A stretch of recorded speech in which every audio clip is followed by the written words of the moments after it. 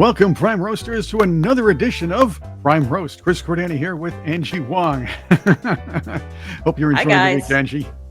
Hi, guys. Hi, Prime Roasters. Thank you for hanging with us. Chris was just telling me you've been leaving great comments on our YouTube and on our socials. So thank you very much. I mean, we're just starting out. We'd love to get some advice from you as to what you enjoy watching. Meanwhile, we're just going to keep roasting and seeing what happens because there's a lot of politicians definitely to roast. And I will heed the one piece of advice I got that said, put a paper bag on your head, Chris, and just let Angie talk. That's all good. No, they didn't. They said that. I'll wear a paper bag with you, Chris. You'll just be the talking paper bags. Look, I just have a lot of fun on the show. Usually, we have to be quite serious on other news commentating shows and, not use cuss words and stuff. I think we should bring in the cuss words. Cuss words? Come on. Are we 89? Are we like 95 years old and saying the word cuss words? Yes, absolutely. Because I don't want to get. Well, look, if Donald Trump can, use cuss words in rallies and it still plays on air and pretty much every single channel, we could do it too. I mean, it's it's not clean, but why not, right? Look, we have to describe so many things, and a lot of it is crappy. I think there's better words than dungy. that. How about dungy? Dungy. Yes. I don't know that one, but okay, dungy, let's use dungy at least in the show today. Here's something for you. Did you watch the? I guess Kamala Harris is still doing interviews. So is Ted Walz. They're really trying to go down this path where they're trying to get that home stretch and trying to take some votes back, or it seems like they're trying to sabotage their own campaigns because it only gets worse and worse, even with the softball interviews. Yeah, I heard something great that Dr. Steve Turley was saying yesterday on his show. I was very fortunate to be on his show. He basically said the October surprise is self-inflicted by Kamala Harris. And I just thought that was so great because it's true. That is the October surprise. She is it. She has self-sabotaged. And it's all self-inflicted, all of it between her and Tim Walz. It's like, you don't need anything else. You don't need some weird thing that comes around and be viral. They're viral. I mean, they are killing their own campaigns. And we're not surprised. I'll have to tell you that. No surprise at all here. Oh, by the way, I do want to say thank you for the comments, like we said before, but also if you'd like to subscribe to us, it would really mean a lot to us. So hit that red button or whatever button you're on, depending on what your platform is, and subscribe to us to find out when we put our next videos up, our shorts, and all the other cool stuff. And again, we'd love to hear from you. Thank you very much. Who we don't like to hear from, though, is Maria Shriver. I always found her annoying. Believe me. She was annoying for a long time, but she's a Kennedy, and most Kennedys, aside from the good ones, and there are very few of those, are annoying. Well, yeah. I mean, look, I do miss the JFKs. I do. I think he was a great leader. He was a great speaker. But, we're no longer in Camelot, you guys. And Maria, she blows whichever way the network wind blows, right? Whoever's paying for her paycheck. It was such a weird forum town hall for her to host, especially since she was wearing sneakers. Why are you wearing sneakers? Yes, that's one thing we're going to be looking at, but I do know the answer to that one. But the town hall thing, a town hall is when people get to ask questions off the tops of their heads or questions that they prefer to ask. That wasn't happening, according to Maria Shriver. By the way, as you pointed out, look at the sneakers. She's wearing a suit with sneakers, which is obviously a reference to that Vogue magazine cover when Biden won the election. You had Kamala Harris with her chucks and pearls and the pantsuit. See, this is not journalism. This is sucking up to whoever's on. This was Maria Shriver trying to compete with Howard Stern. I don't know, but she kind of looks like a paper bag right now. And what is it with these boxy brown suits? She's doing it. Kamala Harris is doing it. This is not Vogue, you guys. What is this? This is not what you wear to a town hall. That's not the wardrobe choice. I don't know what's going on with this. But if this is signaling in some ways, if this is messaging, what is the message, Chris? Brown boxy suits with sneakers? I don't get it. Is that like a vote for me thing? Because it doesn't make any sense. This is a Kamala, I want to look just like you and be just like you. She is doing everything Howard Stern did, except Howard Stern didn't dress like him, although dress like her. But she drools all over this woman. constantly. Let's play some of this. Here's the intro where she tells people that they're not going to be allowed to ask questions, by the way. What you're going to see on this stage is historic. As I said, I grew up in a political family, and people of both parties used to get along really well. By the way, look how bored the audience is. Did you see? Have you? Even a paid audience can pretend they're not this bored, but look at the faces on these people. Like, oh boy. I mean, she's like the kindergarten teacher talking to her little 5-year-olds. This is how we're going to behave, kids. Yep. All right. I mean, that's what this is. I feel like I should be back in grade school. Used to work for the common good. They used to compromise. And that was an example that they set. And now you're getting to see it in real life because we haven't seen it in decades. And so that's why I'm here. I'm here to witness this, to facilitate this conversation.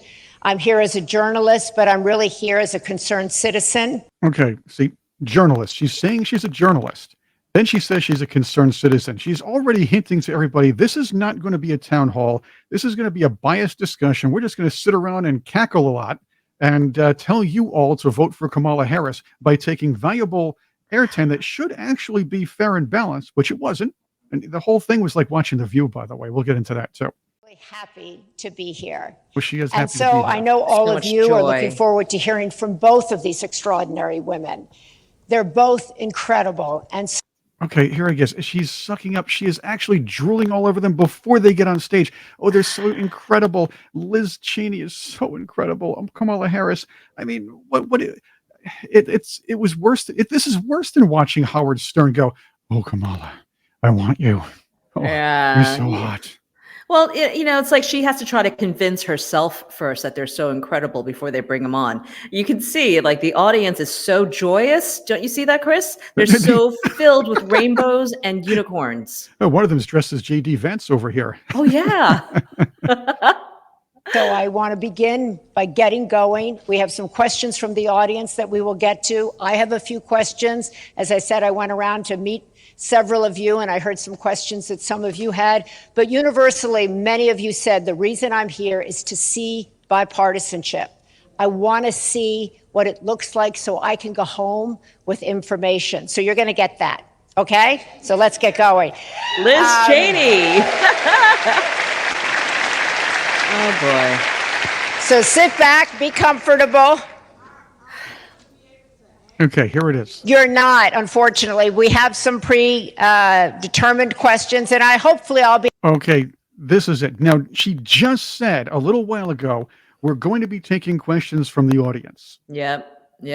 Then she says to an audience member who raises the hand and asks if they can ask questions, she says, no, unfortunately, we're not going to be doing that. So wait a minute. So now, and then she says we have predetermined questions. So you're not hearing questions from the audience. You're hearing questions that were already handpicked and already set up. And believe me, they're already in the hands of Kamala Harris beforehand. You're not hearing any real questions. No, and they're going to blame it on Trump planting someone in the audience for that one, for sure. Look, I mean, they can't even pivot or massage the message, right? They could just not have answered, but they didn't cut it out either. So, Chris, we know that this whole thing is scripted. We know that she's just being an actor on stage, and so is Liz Cheney and Kamala Harris. What's new here? We've been watching a Hollywood script for the last 3 months from start to finish. We are the pawns. We are supposed to be the audience and the voters that's supposed to, do what the Hollywood scripts tells us to do. It's just falling apart. No one believes it. They're not authentic. That's right. And the fact is, even though they think we're pawns, we can also move diagonal when we capture them. We capture any piece. So how about this? Let's hear a little more of the Drool Fest and get into what happens later. Be able to ask some of the questions that might be in your head. I hope so. But so I'm going to introduce the Congresswoman from Wyoming. Liz Cheney, as you all know, is an incredible, courageous public servant. Incredible, courageous public servant who was, by the way, public enemy number one for a long time for these people, thanks to her father's name. But now that the neocons have gone left, they're being praised. Yep.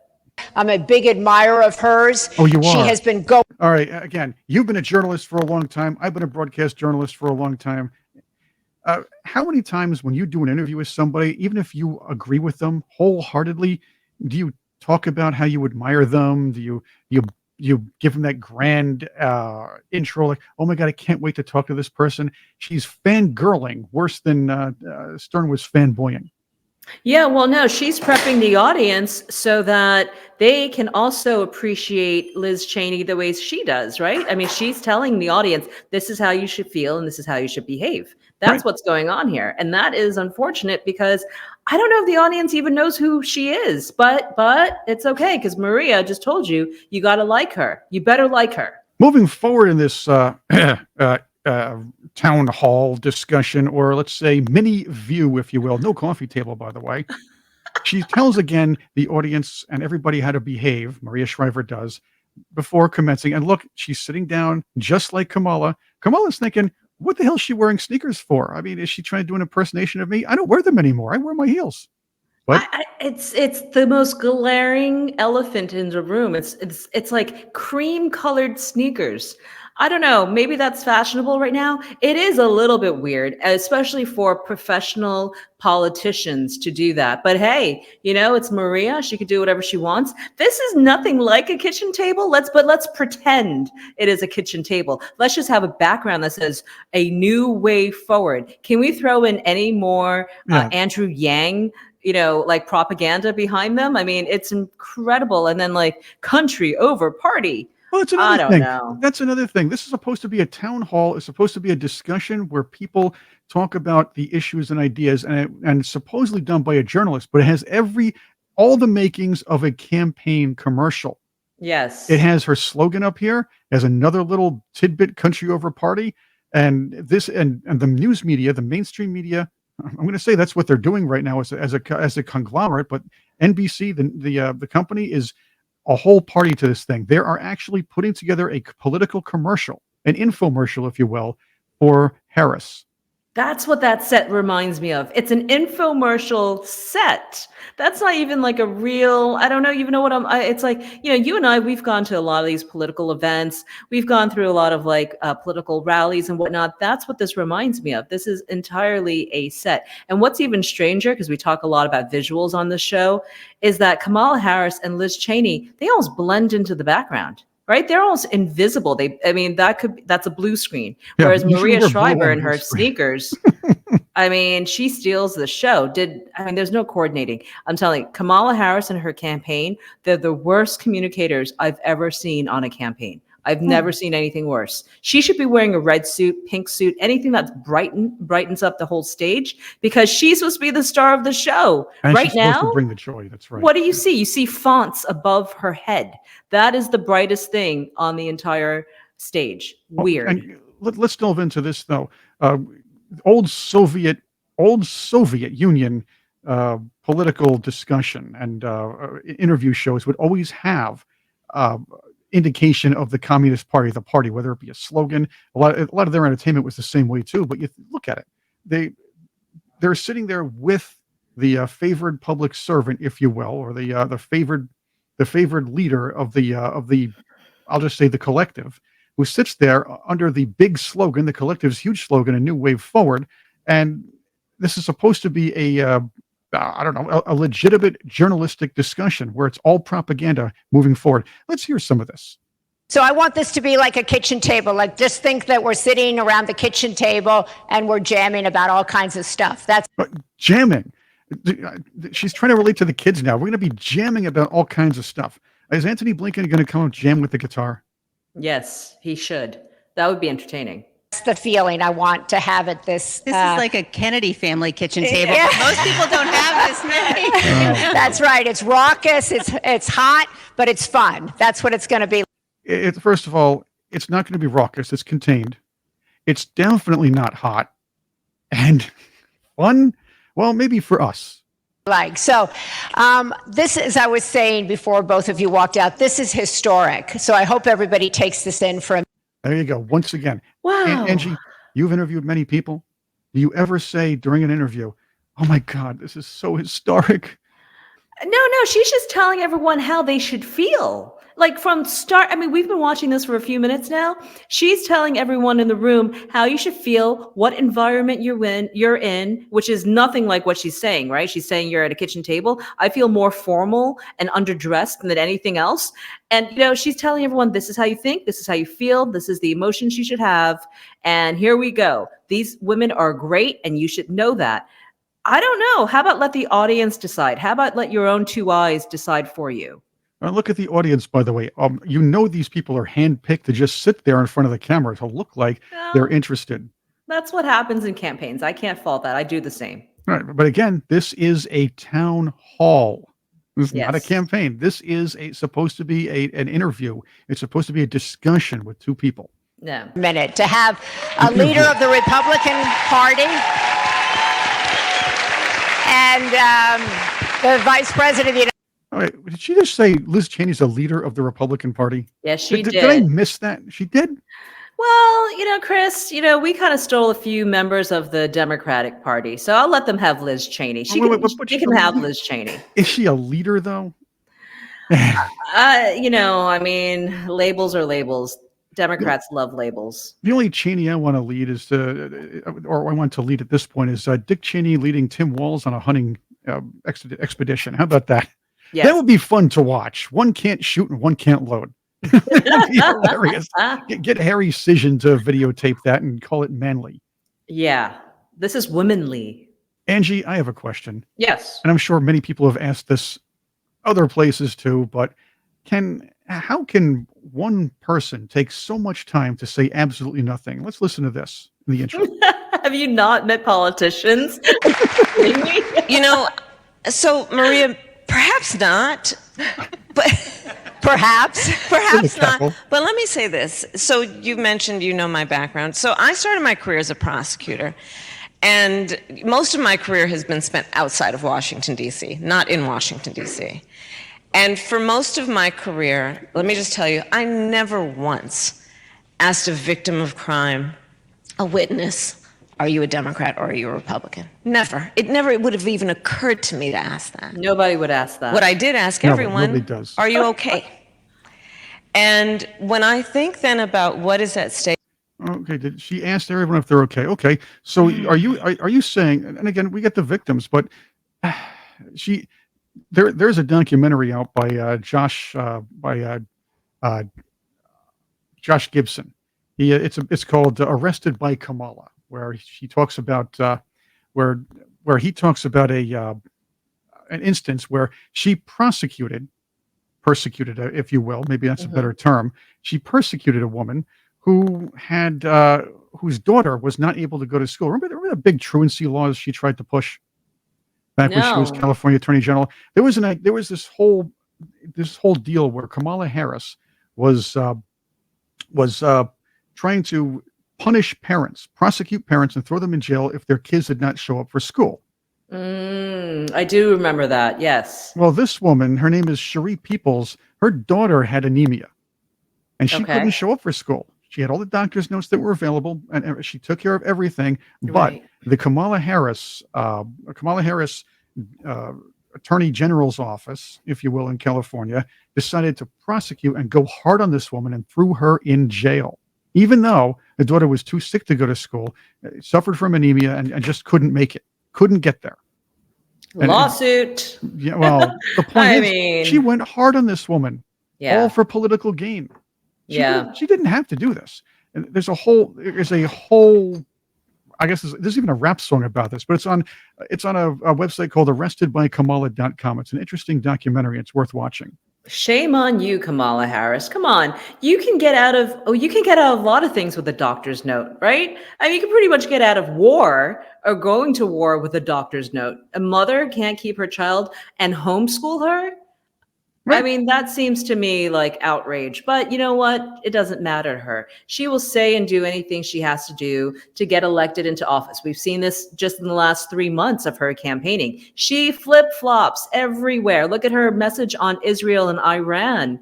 I mean, she can't win either side because she flip-flops back and forth and back and forth. And then she steals policy ideas. So this woman doesn't care what comes out of her mouth as long as it gets her elected, right? So that's what this is about. I hate that. I really hate all this. Well, then, like you asked me, have you ever met a politician?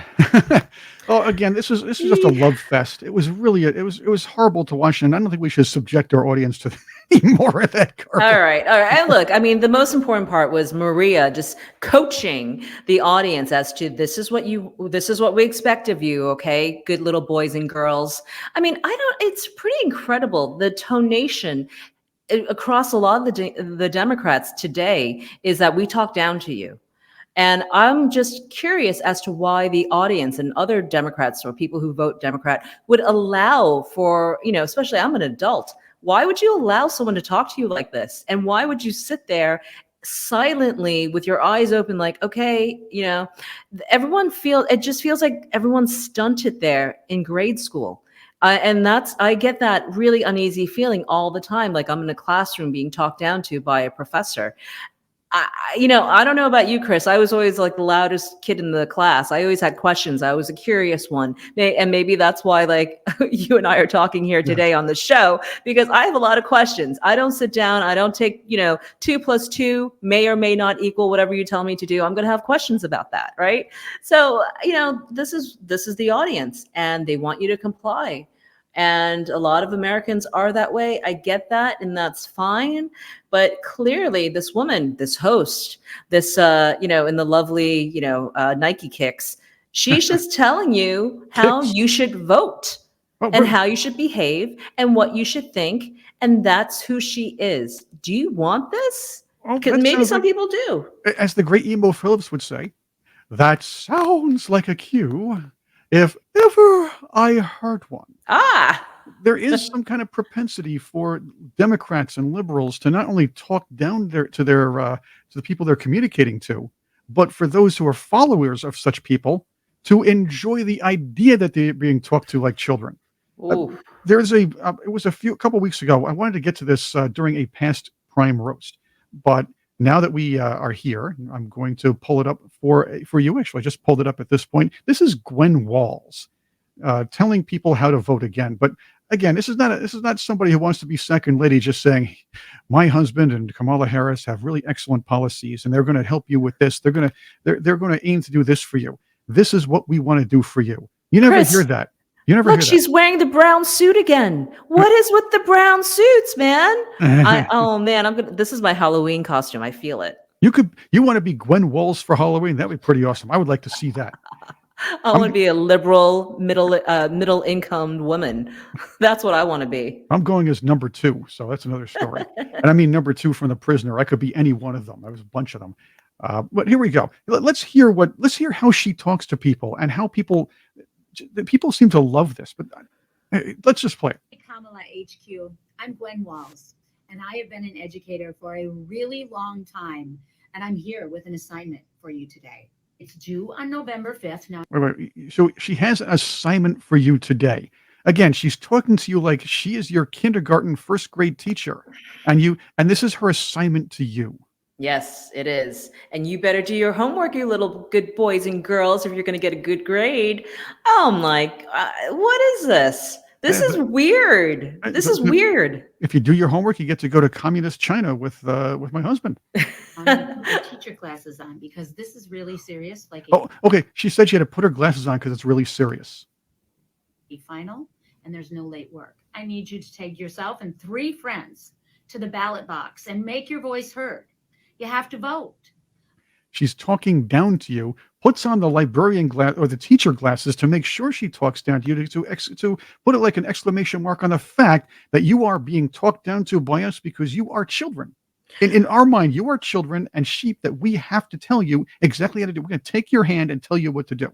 Right. So here's the scary thing, Chris, and I call it the Kamala Harris communications problem. But what it is that these things are polled before they actually put them out, right? I mean, there's a test audience. There's a lot of things a lot of behind the scenes mechanisms that go into this video, and it's scripted as well. So someone wrote that script. It's not like it's just coming off the top of her head and she just decided to make a video one day. This is all intentional. So if that's what they think voters are, or at least more than 51% of the country is, that's what's going on up here, you guys. This should be a wake-up call to everybody to say they don't care about you. They just want to rule you. Let's hear the rest of this. This is just hilarious. I'm going to repeat that again. You and 3 of your friends have to make your voices heard by voting. And that smile, that condescending smile, like she's reading like she's explaining to third grade or first graders that they have to make sure they do their homework and turn their heads in, and they have to go share their lollipops with their fellow students, because that's what the rules say. She's like the baddie from the Harry Potter films. I mean, she really is, like, in every which way. And I think the brown suit thing, I'm telling you, there's a messaging in the brown power suit there. All of them are wearing it. What is that? Some sort of weird like satanic thing? I don't even know. It's bizarre. And it's like the worst color brown too. I don't get it. It's not fashionable at all. I have something for you. I have a real surprise for a lot of people. I have never, ever seen or even read a Harry Potter book. I've never seen a Harry Potter movie or read a Harry Potter book. Oh, whoa. Where have you been, Chris? I am out of it. I am definitely a grandpa. I should be saying, get off my lawn and everything else like that. But I am that guy. I am the guy who has never seen or heard anything of a Harry Potter. I've never seen a Harry Potter movie or never read a book. I have a confession too, you guys. And I went to film school, so this is even worse. I haven't seen all the Star Wars films. Oh, that's fine. If you saw the 1 or 2 of them, it's fine. I saw the most recent ones, but I was never like a cult fan. I don't know. I didn't get it. It was too sci-fi for me. They're kids movies. They're sci-fi fantasy kids. Even George Lucas said it, because there were a lot of complaints about the first prequel for Star Wars with Jar Jar Binks. And the fans like, he's too childish. Of course he was, because George Lucas said himself, these are fantasies. They're children's movies in a way. Yeah. But yeah, there's a whole bit of pop culture I missed out on. So I'm just catching up now as an adult. There's only one thing I know. There is one thing I know, and that's the only thing I know about the Harry Potter movies. Which is that Edward Tudor Pole was in one. He was the former lead singer of Ten Pole Tudor. He's a great punk, and he actually spent time as the lead singer for the Sex Pistols, by the way. What did he play? Do you know what he played in Harry Potter? He played. I forgot what he played, but he was in the movie. And what he told me in an interview was that his part was on the cutting room floor when the movie was finished and out there. So that's the only thing I know, is that Edward Tudor Pole was in the movie. Oh boy! But if you ever saw that Sex Pistols movie, he did a song called "Who Killed Bambi" in that, and that's free. That's absolutely fantastic. It's masterful. So check it out. "Who Killed Bambi" from Edward Tudor Pole. Okay. Yeah. All right. Nice little like pop culture factoids that we give on this show. I love my obscure references. Dennis Miller, eat your heart out. There we go. Let's do one more, because all right. Let's do one more Prime Roasters. Who are we roasting next, Chris? Well, we had Gwen Walz, so we have to roast. I'm not sure if we want to roast Tim Walz for this. I don't even know if I wouldn't. If I was him, I wouldn't even let this on the air. But remember that commercial with the gay manly men who, with all the gay references in it.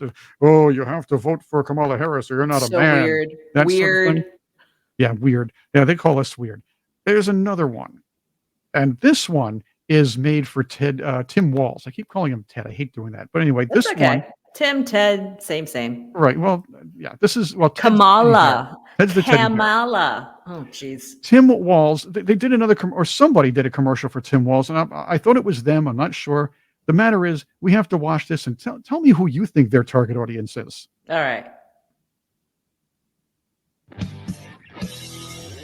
I love sinking into the couch, cold beer in my mouth, rooting for the Twins. All right, there we go. Now, just to put that in perspective, you're rooting for the Twins. I don't understand. I get it. You're in Minnesota. Well, so far, this is the country.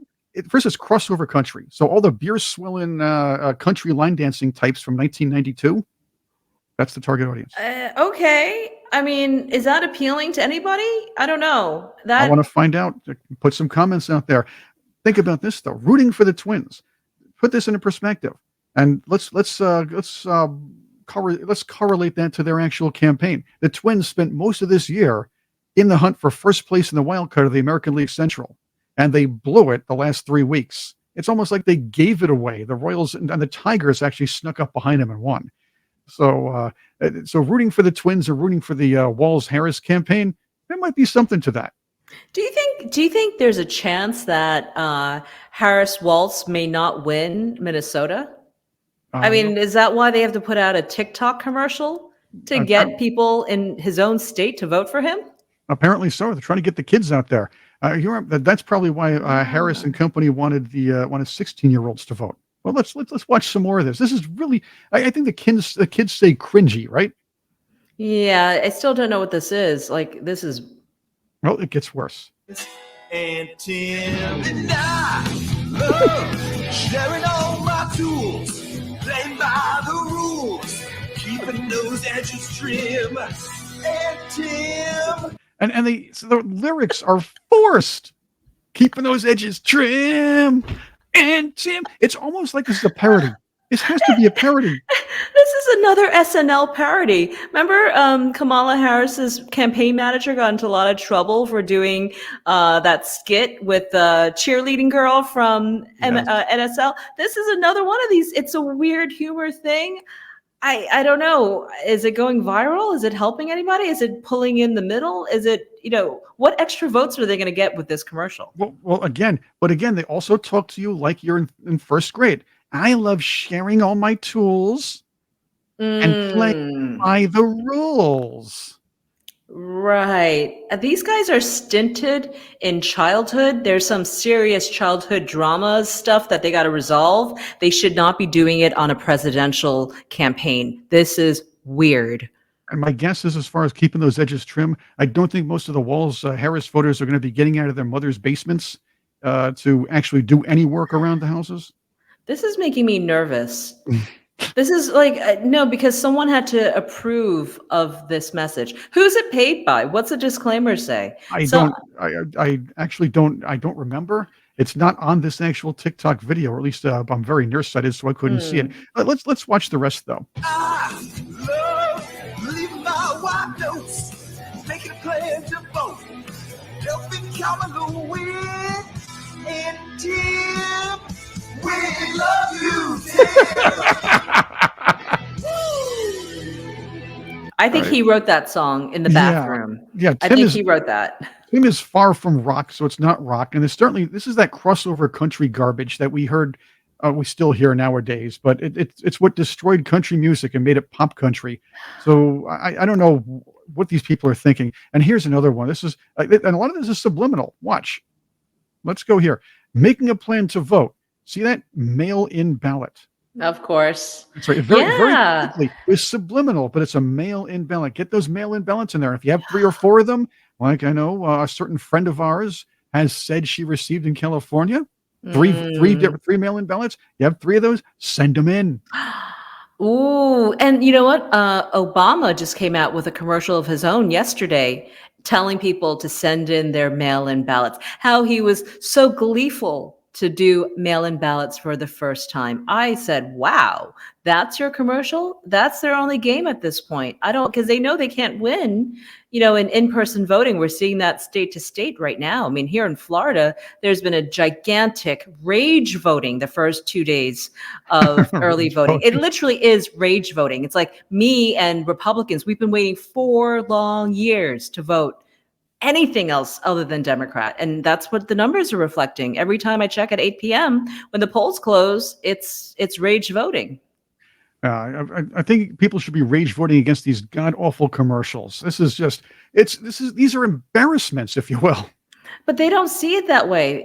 So that's, guys, this is the humor. This is going to be the tonality you get if you vote in Harris and Walz. You're going to get more of this all the time. Can we stand 4 years of this? Because I don't even understand the messaging behind it. And I'm of medium intelligence. You would kind of like be able to see through a little bit. Is it supposed to be subliminal? Is it supposed to be catchy?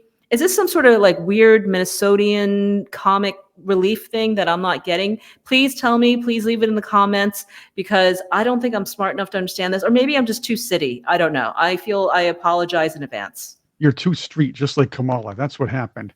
You are gosh. too hip. That's right. No, I don't want to be hip. I want to just understand what this is, because you get that this is scripted, right? You get that, someone behind the scenes wrote this song and sang it and put it out there to represent the VP nominee. I just don't understand how this picks up votes. And maybe it doesn't. Maybe it's meant to lose votes. As we said before, the October surprise may just be Kamala Harris and Tim Walz. Maybe that's the big blowout. And we're just, people are laughing somewhere. We're just kind of catching up to the joke. But this makes no sense to me. The town hall made very little sense to me. It was like pretend town hall, right? It's like, everyone sit down. We're going to pretend to have a debate. We're going to pretend to talk about issues. We're going to pretend to have like a real lively discussion on a major network. All of it doesn't feel authentic. It just feels like they're going through the motions of a campaign, but it doesn't really matter, because we're going to rule over you anyway. We don't care how you do it. We don't care how you vote. We're going to win with or without you. That's clearly right. what's happening. Yeah, they're laughing at us while they're putting all this garbage out. But this is what they're telling you. They're actually telling you that this commercial and that whole thing with Gwen Walz talking like a child, and all these set up drool fests that she's going to, as far as in lieu of interviews, if you will, all those things together are basically the Democrats laughing at all of us, saying, "Ha ha, we're actually telling you how stupid we think you are, because we think you're going to follow this. And by the way, even if you don't, you're right. We're going to take over. We're going to rule over you anyway." And believe me, if you hear what Jamie Raskins had to say over the last many months, they're already plotting for a way to keep Donald Trump from taking office. What? Even if he wins. Oh, yeah, I'm nervous about that. I am, because I can already see it. And I don't know how many layers of it Donald Trump has to go through.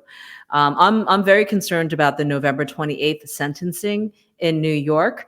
Let's not forget, you guys, even if there's a clean sweep for Donald Trump on November 5th, on the 28th, and we're talking, this is like Thanksgiving weekend, right? Or right before Thanksgiving, around that time, Donald Trump's going to get sentenced by a Manhattan court. And I don't know how long that's going to be, or if an appeal can come around, and if the Supreme Court decides to take this on. I mean, there's so many what ifs that you can see that's going to be one of the first barriers. One more thing before we go, Angie, is I've been watching Joe Biden coming out and sort of campaigning for Harris, and then kind of almost sabotaging it subliminally. At least that's what it looks like from my chair, from my point of view.